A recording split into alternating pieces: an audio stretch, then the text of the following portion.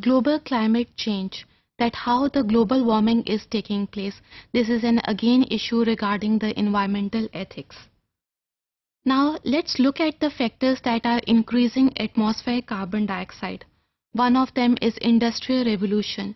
जैसे जैसे कि हमारी टेक्नोलॉजी तरक्की करती जा रही है, वैसे ही दरख्तों की तादाद कम हो रही है, इंडस्ट्रियल रेवोल्यूशन आ रहा है और कार्बन डाइऑक्साइड की कॉन्सेंट्रेशन फिजा में ज़्यादा हो रही है. Similarly, burning of fossil fuels also result in high concentration of carbon dioxide. इसकी सबसे बड़ी वजह यह है कि fossils में carbon compounds they are tightly locked, and when we burn these fossil fuels they release carbon dioxide into the atmosphere. इसकी सबसे छोटी एग्जाम्पल ऐसे है जैसे कि हमारे देहातों में आज भी लकड़ी का इस्तेमाल घर में चूल्हा जलाने के लिए हो रहा है.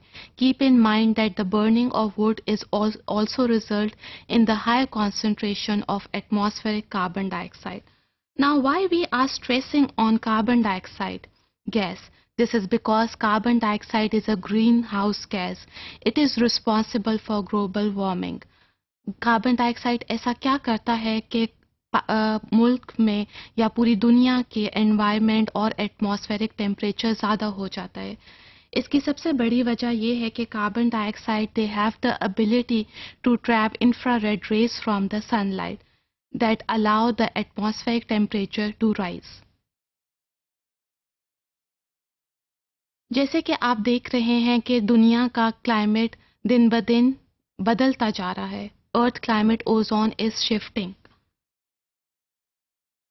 हम नहीं प्रिडिक्ट कर सकते कि आगे क्या होगा, but now different computer softwares are available that have shown us that when there is high temperature due to global warming, polar ice will melt, sea level will increase, so there will be disturbance in the natural order. Now there are microorganisms which are methane producing. ये जरासीम जो methane produce करते हैं, इनका temperature बढ़ने से metabolic rate increase होगा, because temperature is directly proportional to the metabolic rate. If temperature increases, metabolic rate also increases.